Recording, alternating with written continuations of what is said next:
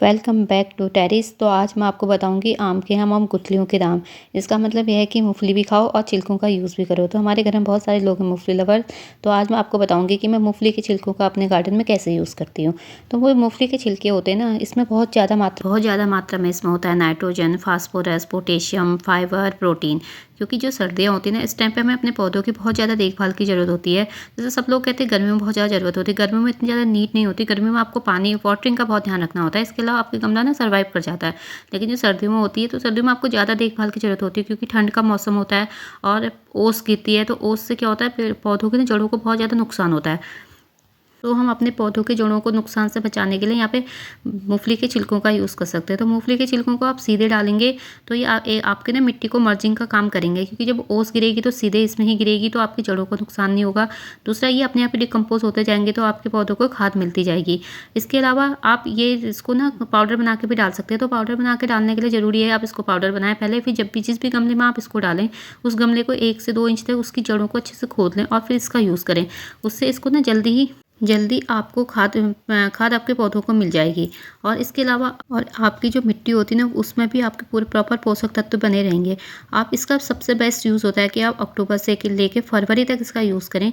उसके बाद क्योंकि मूंगफली अवेलेबल भी नहीं होती, उसके बाद इसका यूज़ भी नहीं किया जाता, क्योंकि गर्मियों इसमें हीट बहुत ज़्यादा होती है। गर्मियों के पौधों को हमें बहुत ज़्यादा गर्मी की ज़रूरत नहीं होती है, केवल सर्दियों में ही अपने हमें पौधों को हीट की ज़रूरत होती है। तो इसका यूज़ ना सिर्फ सर्दियों में करें। इसके जैसे हम मस्टर्ड केक का यूज़ केवल सर्दियों में करते हैं, इस ऐसे ही मूंगफली के छिलकों का यूज़ भी आप केवल सर्दियों में कर सकते हैं। इसके अलावा आप बनाना चाहते हैं इसका बायो फर्टिलाइज़र बनाया जा सकता है। उसके लिए आप सबसे पहले मूंगफली के छिलकों को अच्छे से सुखा लें। अगर आपके मूंगफली के छिलकों पर मॉइस्चर होगा तो आपका बायो फर्टिलाइज़र अच्छे से नहीं बनेगा। तो उसको अच्छे से सुखा लें 1-2 दिन धूप में। उसके बाद फिर उसको पीस लें और उसके बाद उसमें 10 ग्राम में 1 लीटर पानी डाल के उसको 24 से लेकर 48 घंटों तक अच्छी छाया में रख दें। तब तक मूंगफली के छिलके फर्टिलाइज हो जाएंगे। फिर गोबर की खाद के साथ इसे मिक्स करके आप अपने गार्डन में डाल सकते हैं। मैं तो बायो फर्टिलाइज़र नहीं बनाती, हाँ मैं इसको पाउडर फॉर्म में ज़्यादा यूज़ करती हूँ। और पाउडर बना के मैं 10 से 15 दिनों में अपने गमलों में डालती रहती हूँ, क्योंकि इस टाइम पे क्या होता है, गमलों में ना बहुत ज़्यादा फाइबर की ज़रूरत होती है, क्योंकि बहुत तेज़ सर्दियाँ होती हैं। तो आपके गमलों के पौधों की जड़ों को हीट की ज़रूरत होती है। तो जो इसकी खाद होती है वो आपकी जड़ों को प्रदान करती है गर्मी।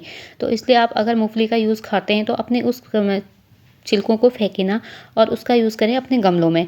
उससे 2 चीज़ होगी, एक तो आपके आसपास आपका कूड़ा कम होगा, दूसरा जो आप गमलों में यूज़ करते हैं ना, जैसे मेरे को बहुत ज़्यादा इशू होता है खाद का, मिट्टी का, क्योंकि हम मेट्रो सिटीज़ में रहते हैं तो आपको मिट्टी भी इतनी जल्दी अवेलेबल नहीं होती। और आपको हम टेरेस पे गार्डनिंग करते हैं तो हमें ये भी देखना होता है कि टेरेस में बहुत ज़्यादा भार ना हो, हर चीज़ का ध्यान रखना होता है। तो ये बेस्ट ऑप्शन है मेरे लिए।